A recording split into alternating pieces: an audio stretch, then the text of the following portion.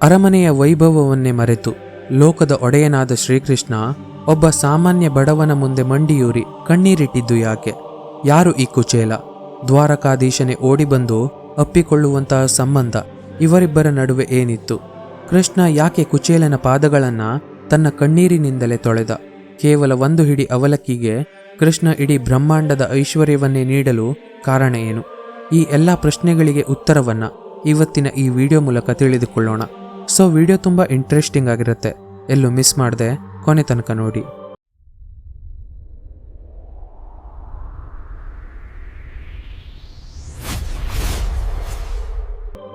ಕುಚೇಲನ ಇನ್ನೊಂದು ಹೆಸರು ಸುಧಾಮ. ಶ್ರೀಕೃಷ್ಣ ಮತ್ತು ಸುಧಾಮನ ಸ್ನೇಹ ಕೇವಲ ಇಬ್ಬರು ವ್ಯಕ್ತಿಗಳ ನಡುವಿನ ಬಾಂಧವ್ಯವಾಗಿರಲಿಲ್ಲ. ಅದು ಇಡೀ ಜಗತ್ತಿಗೆ ಸಮಾನತೆ, ತ್ಯಾಗ ಮತ್ತು ನಿಷ್ಕಲ್ಮಶ ಪ್ರೇಮದ ಪಾಠವನ್ನು ಕಲಿಸುವ ಒಂದು ದೈವಿಕ ಸಂಕೇತವಾಗಿತ್ತು. ಇವರಿಬ್ಬರು ಸಾಂದೀಪನಿ ಮುನಿಗಳ ಆಶ್ರಮದಲ್ಲಿ ವಿದ್ಯಾರ್ಥಿಗಳಾಗಿದ್ದಾಗ ಅಲ್ಲಿ ಅರಮನೆಯ ವೈಭವದ ಗರ್ವವಾಗಲಿ ಅಥವಾ ಬಡತನದ ಕೀಳರಿಮೆಯಾಗಲಿ ಸುಳಿತಾ ಇರಲಿಲ್ಲ. ರಾಜಕುಮಾರ ಕೃಷ್ಣ ದೇವಕಿ ಪುತ್ರನಾದ್ರು ಗುರುಕುಲದಲ್ಲಿ ಒಬ್ಬ ಸಾಮಾನ್ಯ ವಿದ್ಯಾರ್ಥಿಯಂತೆ ಸುಧಾಮನ ಜೊತೆ ಕುಳಿತು ವೇದ ಉಪನಿಷತ್ತುಗಳನ್ನ ಅಧ್ಯಯನ ಮಾಡ್ತಾನೆ. ಆಶ್ರಮದ ಆ ಸುಂದರ ದಿನಗಳಲ್ಲಿ ಅವರಿಬ್ಬರು ಕಾಡಿಗೆ ಹೋಗಿ ಸೌದೆಗಳನ್ನ ತರೋದು, ಹಸುಗಳನ್ನ ಮೇಯಿಸೋದು, ಗುರುಕುಲದ ದಿನನಿತ್ಯ ಕಠಿಣ ಕೆಲಸಗಳನ್ನ ಸಮಾನವಾಗಿ ಹಂಚಿಕೊಳ್ತಾ ಇದ್ರು. ಅವರ ಸ್ನೇಹ ಯಾವ ಮಟ್ಟಿಗೆ ಇತ್ತು ಅಂದ್ರೆ ಒಬ್ಬನಿಗೆ ನೋವಾದ್ರೆ ಇನ್ನೊಬ್ಬನ ಕಣ್ಣಲ್ಲಿ ನೀರು ಬರ್ತಾ ಇತ್ತು. ಆದರೆ ಬಾಲ್ಯದ ಆ ಮಧುರ ದಿನಗಳಲ್ಲೇ ಒಂದು ನಿಗೂಢ ಘಟನೆ ನಡೆದು ಬಿಡುತ್ತೆ. ಒಂದು ದಿನ ಗುರುಪತ್ನಿಯ ಆಜ್ಞೆಯಂತೆ ಇಬ್ಬರು ಕಾಡಿಗೆ ಕಟ್ಟಿಗೆ ತರಲು ಹೋಗ್ತಾರೆ. ಆಗ ಭೀಕರ ಮಳೆ ಮತ್ತು ಚಂಡಮಾರುತ ಶುರುವಾಗುತ್ತೆ. ದಾರಿಯು ಗೊತ್ತಾಗದ ಆ ಕತ್ತಲೆಯಲ್ಲಿ ಮಳೆಗೆ ಸಿಲುಕಿ ಇಬ್ಬರು ಒಂದು ಮರದ ಕೆಳಗೆ ಕುಳಿತುಕೊಳ್ತಾರೆ. ಚಳಿಯಿಂದ ದೇಹ ನಡುಗ್ತಾ ಇದ್ದಾಗ ಹಸಿವು ಅನ್ನೋದು ಸುಧಾಮನನ್ನ ಕಾಡಲಾರಂಭಿಸಿಬಿಡ್ತು. ಗುರುಪತ್ನಿಯು ದಾರಿಯಲ್ಲಿ ತಿನ್ನಲು ಕೊಟ್ಟಿದ್ದ ಕಡಲೆಯನ್ನ ಸುಧಾಮ ಕೃಷ್ಣನಿಗೆ ಕೊಡದೆ ಕತ್ತಲಲ್ಲಿ ಅವನೇ ತಿಂದು ಬಿಡ್ತಾನೆ. ಸುಧಾಮನಿಗೆ ಆ ಕ್ಷಣದಲ್ಲಿ ಹಸಿವನ್ನ ಬಿಟ್ಟು ಬೇರೇನು ಕಾಣ್ತಾ ಇರಲಿಲ್ಲ. ಆದರೆ ಅಂತರ್ಯಾಮಿಯಾದ ಕೃಷ್ಣನಿಗೆ ತನ್ನ ಗೆಳೆಯ ಕಡಲೆ ತಿನ್ನುತ್ತಾ ಇರೋ ಶಬ್ದ ಕೇಳಿಸುತ್ತೆ. ಆಗ ಕೃಷ್ಣ ನಗುತ್ತಲೇ ಗೆಳೆಯ ಏನೋ ಶಬ್ದ ಕೇಳಿಸುತ್ತಿದೆಯಲ್ಲ ಅಂತ ಕೇಳಿದಾಗ ಸುಧಾಮ ಅದು ಹಲ್ಲಿನ ಚಳಿ ಎಂದು ಸುಳ್ಳು ಹೇಳುತ್ತಾನೆ. ಈ ಒಂದು ಸಣ್ಣ ತಪ್ಪು ಸುಧಾಮನ ಮುಂದಿನ ಜೀವನದ ದೀರ್ಘಕಾಲದ ಬಡತನಕ್ಕೆ ನಾಂದಿಯಾಗಿ ಬಿಡ್ತು ಅಂತ ಪುರಾಣಗಳು ಹೇಳುತ್ತೆ. ಇನ್ನು ವಿದ್ಯಾಭ್ಯಾಸ ಮುಗಿದ ನಂತರ ಕೃಷ್ಣ ತನ್ನ ಕರ್ತವ್ಯದ ಹಾದಿಯಲ್ಲಿ ದ್ವಾರಕೆಯನ್ನ ಸೇರಿ ಅಲ್ಲಿನ ಮಹಾರಾಜನಾಗ್ತಾನೆ. ಆದರೆ ಕುಚೇಲ ಮಾತ್ರ ಅವನ ಸಣ್ಣ ಹಳ್ಳಿಗೆ ಹೋಗಿ ಭೌತಿಕ ಸುಖಗಳಿಗಿಂತ ಹರಿನಾಮ ಸಂಕೀರ್ತನೆಯೇ ಮುಖ್ಯ ಅಂತ ಅತ್ಯಂತ ಸರಳ ಬ್ರಾಹ್ಮಣನಾಗಿ ಜೀವನ ಮಾಡೋದಕ್ಕೆ ಶುರು ಮಾಡ್ತಾನೆ. ಕಾಲಚಕ್ರ ಅನ್ನೋದು ಉರುಳ್ತಾ ಹೋದಂತೆ ಕುಚೇಲ ತುಂಬ ಬಡತನದಲ್ಲಿ ಜೀವನ ನಡೆಸಬೇಕಾಯ್ತು. ಅವನಿಗೆ ಬಹಳಷ್ಟು ಮಂದಿ ಮಕ್ಕಳಿರ್ತಾರೆ. ಆದರೆ ಅವರ ಹೊಟ್ಟೆ ತುಂಬಿಸೋದಕ್ಕೆ ಸುಧಾಮನ ಬಳಿ ಕನಿಷ್ಠ ಸೌಲಭ್ಯವೂ ಇರಲಿಲ್ಲ. ಬಡತನ ಅನ್ನೋದು ಅವನ ಮನೆಯ ಪ್ರತಿಯೊಂದು ಮೂಲೆಯಲ್ಲೂ ಪ್ರತಿ ಕ್ಷಣದಲ್ಲೂ ತಾಂಡವಾಡ್ತಾ ಇತ್ತು. ಅವನ ವಾಸದ ಗುಡಿಸಲು ಎಷ್ಟು ಹಳೆಯದಾಗಿತ್ತು ಅಂದರೆ ಮಳೆಗಾಲದ ದಿನಗಳಲ್ಲಿ ಆಕಾಶಕ್ಕೆ ನೂರಾರು ತೂತು ಬಿದ್ದಂತೆ ನೀರು ನೇರವಾಗಿ ಮನೆಯೊಳಗೆ ಬರ್ತಾ ಇತ್ತು.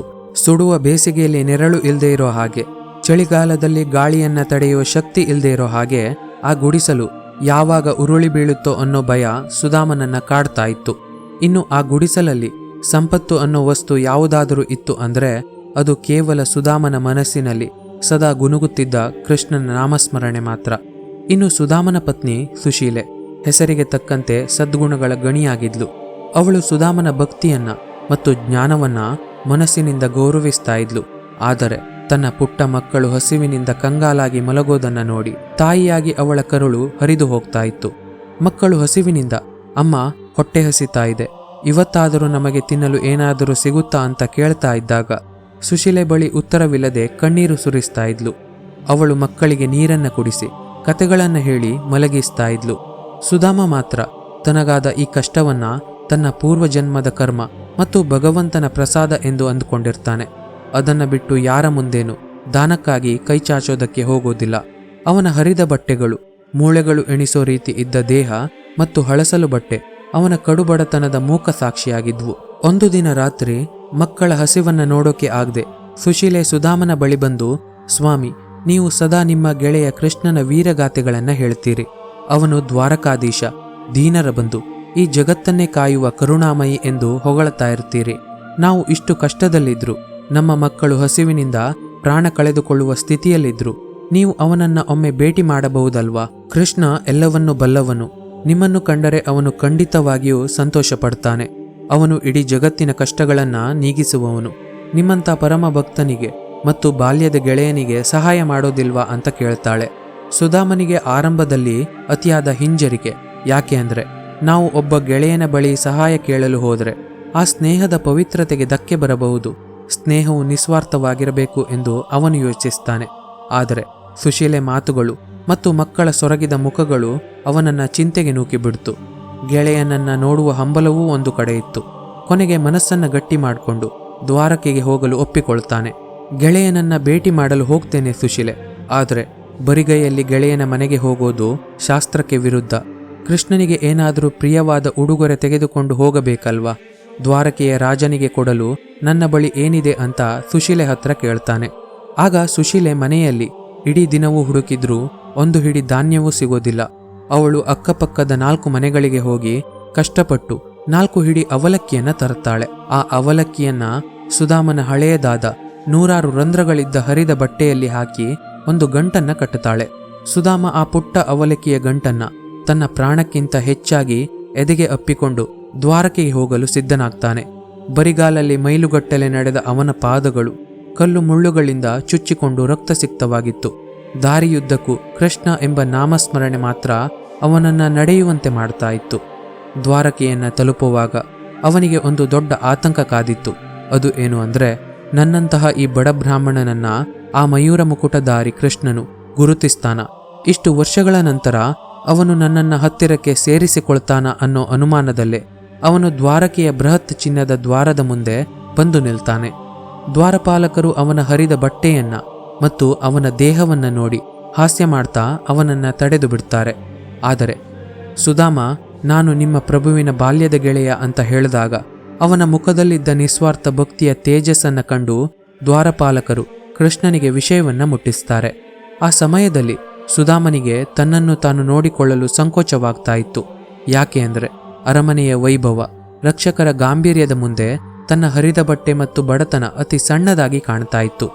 ದ್ವಾರಪಾಲಕರು ಕೃಷ್ಣನಿಗೆ ಕುಚೇಲ ಎಂಬ ಬ್ರಾಹ್ಮಣ ಬಂದಿದ್ದಾನೆ ಎಂಬ ಸುದ್ದಿಯನ್ನ ಹೇಳಿದ ತಕ್ಷಣ ದ್ವಾರಕೆಯಲ್ಲಿ ಒಂದು ಅದ್ಭುತ ಸಂಭವಿಸಿತು. ಬಾಲ್ಯದ ಗೆಳೆಯ ಬಂದಿದ್ದಾನೆ ಅನ್ನೋ ಸುದ್ದಿ ಕೇಳಿದ ತಕ್ಷಣ ಇಡೀ ಜಗತ್ತನ್ನೇ ಆಳುವ ಆ ಪರಮಾತ್ಮ ತನ್ನ ಸಿಂಹಾಸನದಿಂದ ಕೆಳಗಿಳಿದು ರಾಜ ಮರ್ಯಾದೆಯನ್ನ ಬದಿಗೊತ್ತಿ ಬರಿಗಾಲಲ್ಲಿ ಓಡಿ ಬರ್ತಾನೆ. ಆಗ ಕೃಷ್ಣ ಸುಧಾಮನನ್ನ ನೋಡಿ ಮಗುವಿನಂತೆ ಸಂಭ್ರಮಿಸಿ ಅವನನ್ನ ಗಟ್ಟಿಯಾಗಿ ಅಪ್ಪಿಕೊಳ್ತಾನೆ. ಆ ಅಪ್ಪುಗೆಯಲ್ಲಿ ಶಬ್ದಗಳಿರಲಿಲ್ಲ. ಕೇವಲ ವರ್ಷಗಳ ಕಾಲ ಬಚ್ಚಿಟ್ಟಿದ್ದ ಪ್ರೀತಿ ಮತ್ತು ಸ್ನೇಹವಿತ್ತು. ಕೃಷ್ಣ ಸುಧಾಮನನ್ನ ಗೌರವದಿಂದ ಅರಮನೆಯೊಳಗೆ ಕರೆದುಕೊಂಡು ಬರ್ತಾನೆ. ಹಾಗೆ ಅವನ ಸ್ವಂತ ಸಿಂಹಾಸನದ ಮೇಲೆ ಕೂರಿಸ್ತಾನೆ. ಲೋಕದ ಒಡೆಯನಾದ ಕೃಷ್ಣ ತಾನೇ ಮಂಡಿಯೂರಿ ಕುಳಿತು ಚಿನ್ನದ ತಟ್ಟೆಯಲ್ಲಿ ಸುಧಾಮನ ಪಾದಗಳನ್ನ ಗಂಗಾಜಲದಿಂದ ತೊಳಿತಾನೆ. ಸುಧಾಮನ ಪಾದಗಳು ನಡೆದುಕೊಂಡು ಬಂದಿದ್ರಿಂದ ಕಲ್ಲು ಮುಳ್ಳುಗಳು ಚುಚ್ಚಿಕೊಂಡು ರಕ್ತಸಿಕ್ತವಾಗಿದ್ವು. ಅದನ್ನ ಕಂಡ ಕೃಷ್ಣನ ಕಣ್ಣುಗಳು ಒದ್ದೆಯಾದವು. ಹಾಗೆ ಸಾಕ್ಷಾತ್ ಮಹಾಲಕ್ಷ್ಮಿಯ ಅವತಾರವಾದ ರುಕ್ಮಿಣಿ ದೇವಿಯು ಕುಚೇಲನಿಗೆ ಚಾಮರವನ್ನ ಬೀಸ್ತಾ ಉಪಚರಿಸ್ತಾಳೆ. ಅರಮನೆಯಲ್ಲಿದ್ದವರಿಗೆ ಈ ದೃಶ್ಯವು ಭಕ್ತಿಯ ಪರಾಕಾಷ್ಠೆಯಂತೆ ಕಾಣುತ್ತಾ ಇತ್ತು. ರಾಜಭೋಗದ ಊಟದ ನಂತರ ಇಬ್ಬರು ಗೆಳೆಯರು ಕುಳಿತು ಆಶ್ರಮದ ಹಳೆಯ ದಿನಗಳನ್ನು ನೆನಪಿಸಿಕೊಳ್ಳುತ್ತಾರೆ. ಆ ಸುಖದ ಕ್ಷಣಗಳಲ್ಲಿ ಸುಧಾಮ ತಾನು ಹೆಂಡತಿಯ ಮಾತಿನಂತೆ ಸಹಾಯ ಕೇಳಲು ಬಂದಿದ್ದೇನೆ ಎಂಬ ವಿಷಯವನ್ನೇ ಸಂಪೂರ್ಣವಾಗಿ ಮರೆತು ಹೋಗಿದ್ದ. ಕೃಷ್ಣನ ನಿಷ್ಕಲ್ಮಶ ಪ್ರೀತಿಯ ಮುಂದೆ ಸುಧಾಮನಿಗೆ ಅವನ ಬಡತನ ನೆನಪಾಗೋದಿಲ್ಲ.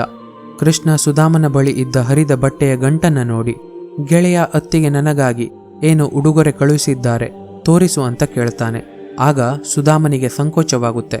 ಯಾಕೆ ಅಂದ್ರೆ ಸುತ್ತಲೂ ಇಷ್ಟೊಂದು ಐಶ್ವರ್ಯ ಇರುವಾಗ ಈ ಒರಟಾದ ಅವಲಕ್ಕಿಯನ್ನ ದ್ವಾರಕಾಧೀಶನಿಗೆ ಹೇಗೆ ಕೊಡ್ಲಿ ಅಂತ ಅವನು ಅದನ್ನ ಬಚ್ಚಿಡೋದಕ್ಕೆ ಪ್ರಯತ್ನ ಮಾಡ್ತಾನೆ. ಆದರೆ ಕೃಷ್ಣ ಆ ಗಂಟನ್ನ ಕಸಿದುಕೊಂಡು ಬಿಡ್ತಾನೆ. ಅದರಲ್ಲಿ ಸಣ್ಣ ಪುಟ್ಟ ಕಲ್ಲುಗಳಿಂದ ಕೂಡಿದ ಸಾಮಾನ್ಯ ಅವಲಕ್ಕಿ ಇರುತ್ತೆ. ಕೃಷ್ಣ ತುಂಬಾ ಖುಷಿಯಿಂದ ಇದು ನನಗಾಗಿ ಬಂದಿರೋ ಅತ್ಯಮೂಲ್ಯ ಅಮೃತ ಅಂತ ಹೇಳ್ತಾ ಒಂದು ಹಿಡಿ ಅವಲಕ್ಕಿಯನ್ನ ಬಾಯಿಗೆ ಹಾಕ್ತಾನೆ. ಆ ಕ್ಷಣದಲ್ಲಿಯೇ ದ್ವಾರಕೆಯಲ್ಲಿ ಕುಳಿತಿದ್ದ ಕೃಷ್ಣ ಸುಧಾಮನ ಊರಿನಲ್ಲಿದ್ದ ಅವನ ಗುಡಿಸಲನ್ನ ಐಶ್ವರ್ಯದ ಅರಮನೆಯನ್ನಾಗಿ ಪರಿವರ್ತಿಸ್ತಾನೆ. ಕೃಷ್ಣ 2ನೇ ಹಿಡಿ ಅವಲಕ್ಕಿಯನ್ನ ತಿಂದಾಗ ಸುಧಾಮನಿಗೆ ಸ್ವರ್ಗಲೋಕದ ಸುಖ ಮತ್ತು ಸಂಪತ್ತನ್ನ ಅನುಗ್ರಹಿಸ್ತಾನೆ. ಇನ್ನು 3ನೇ ಹಿಡಿ ತಿನ್ನಲು ಹೋದಾಗ ರುಕ್ಮಿಣಿ ಕೃಷ್ಣನ ಕೈ ಹಿಡಿದು, ನೀವು ಎಲ್ಲವನ್ನೂ ಸುಧಾಮನಿಗೆ ಕೊಟ್ರೆ ನಾವೆಲ್ಲಿ ಇರೋದು ಅಂತ ಮನಸ್ಸಲ್ಲೇ ಅಂದುಕೊಳ್ತಾಳೆ. ಆಗ ಕೃಷ್ಣ ಆ ದಾನವನ್ನ ಅಲ್ಲಿಗೆ ನಿಲ್ಲಿಸಿ ಬಿಡ್ತಾನೆ. ಇಷ್ಟೆಲ್ಲ ನಡೆಯುತ್ತಾ ಇದ್ರು ಸುಧಾಮನಿಗೆ ಇದರ ಯಾವ ಸುಳಿವು ಸಿಗೋದಿಲ್ಲ. ಮರುದಿನ ಬೆಳಿಗ್ಗೆ ಸುಧಾಮ ಅವನ ಊರಿಗೆ ವಾಪಸ್ ಹೊರಡಲು ಸಿದ್ಧನಾಗ್ತಾನೆ. ಆಗ ಕೃಷ್ಣ ಅವನಿಗೆ ಯಾವುದೇ ಚಿನ್ನ ಅಥವಾ ಹಣವನ್ನ ನೀಡೋದಿಲ್ಲ. ಆದರೆ ಸುಧಾಮ ಅವನ ಹಳ್ಳಿಯನ್ನ ತಲುಪಿದಾಗ ಅವನಿಗೆ ಆಶ್ಚರ್ಯ ಕಾದಿತ್ತು. ಅದು ಏನು ಅಂದ್ರೆ ಅವನ ಹಳೆಯ ಗುಡಿಸಲು ಮಾಯವಾಗಿತ್ತು. ಅದರ ಬದಲಾಗಿ ಇಂದ್ರಭವನದಂತಹ ಬೃಹತ್ ಅರಮನೆ ನಿಂತಿತ್ತು. ರೇಷ್ಮೆ ಬಟ್ಟೆ ಧರಿಸಿದ ತನ್ನ ಪತ್ನಿ ಮತ್ತು ಆಭರಣ ತೊಟ್ಟ ಮಕ್ಕಳನ್ನು ನೋಡಿ ಅವನಿಗೆ ನಂಬಲು ಅಸಾಧ್ಯವಾಗಿ ಬಿಡ್ತು. ತಾನು ಕೇಳದೆಯೇ ನನ್ನ ಗೆಳೆಯ ನನ್ನ ಜೀವನವನ್ನೇ ಬದಲಿಸಿಬಿಟ್ಟ ಅಂತ ತಿಳಿದಾಗ ಸುಧಾಮನ ಕಣ್ಣುಗಳಲ್ಲಿ ಭಕ್ತಿಯ ಕಣ್ಣೀರು ತುಂಬಿಬಿಡ್ತು. ಜಗದ ಒಡೆಯನಾಗಿರೋ ಶ್ರೀಕೃಷ್ಣ ಕೇವಲ ಸಂಪತ್ತನ್ನ ಕೊಡಲಿಲ್ಲ, ಸುಧಾಮನ ಭಕ್ತಿಗೆ ತನ್ನನ್ನೇ ಅರ್ಪಿಸಿಕೊಂಡ. ಫ್ರೆಂಡ್ಸ್, ಸುಧಾಮನ ಈ ಅದ್ಭುತ ಕತೆ ನಮಗೆ ಜೀವನದ ಅತ್ಯಂತ ಶ್ರೇಷ್ಠವಾದ ಪಾಠವೊಂದನ್ನ ಕಲಿಸಿಕೊಡುತ್ತೆ.